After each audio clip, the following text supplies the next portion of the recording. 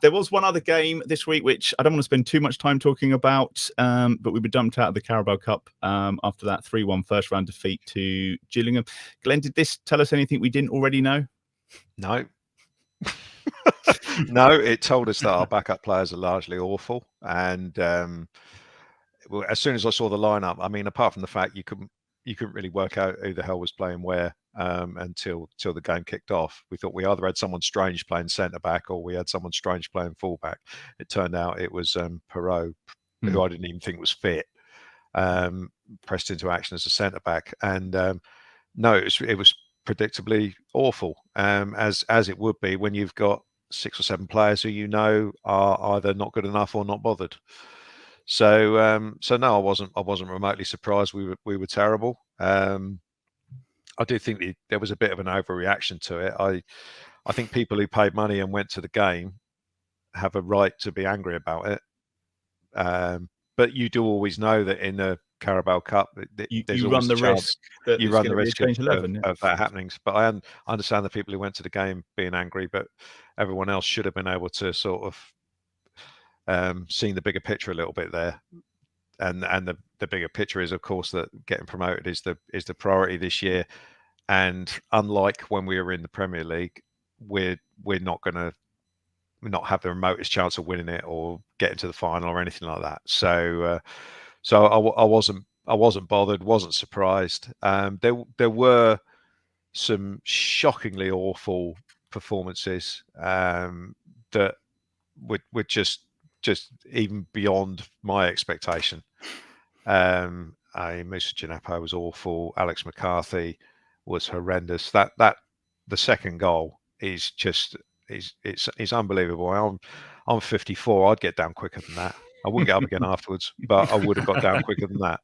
That was just dreadful. And it's, as Steve was saying last week, he's a guy who he doesn't fit the way we want to play. He doesn't look bothered. And if Roy Hodgson is stuck in some sort of time warp, didn't he pick him for England once? Yeah, he picked him for England. I think so.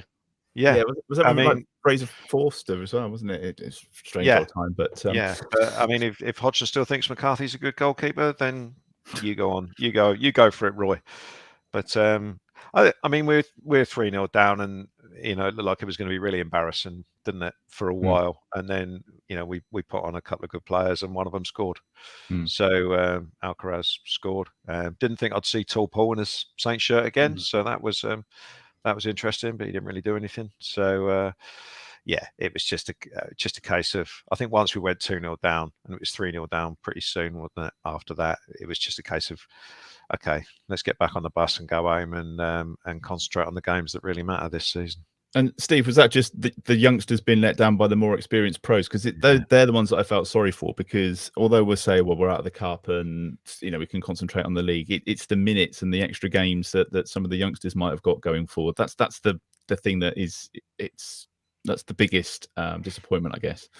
Yeah, it's frustrating because you'd want to see these players get development minutes against proper opposition.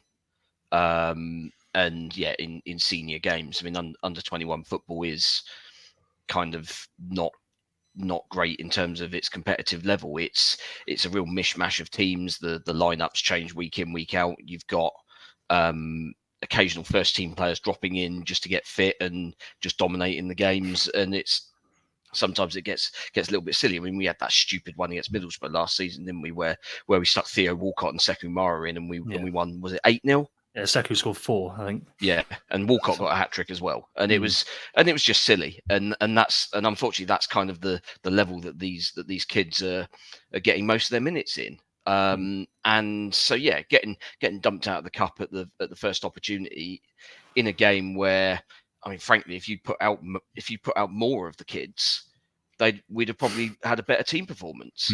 But the fact is, you kind of always think that you need some sort of experience in that team somewhere, sort of down the spine.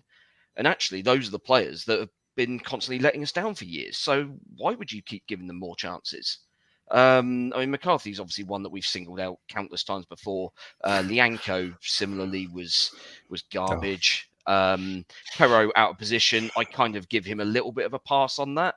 if you play, I mean, the guy's not played any games in pre-season, and you're throwing him into this one where he's had no preparation really, and you're going to play him in a position he's never played before, and he's 5'6" against a League Two team who are quite good from set pieces.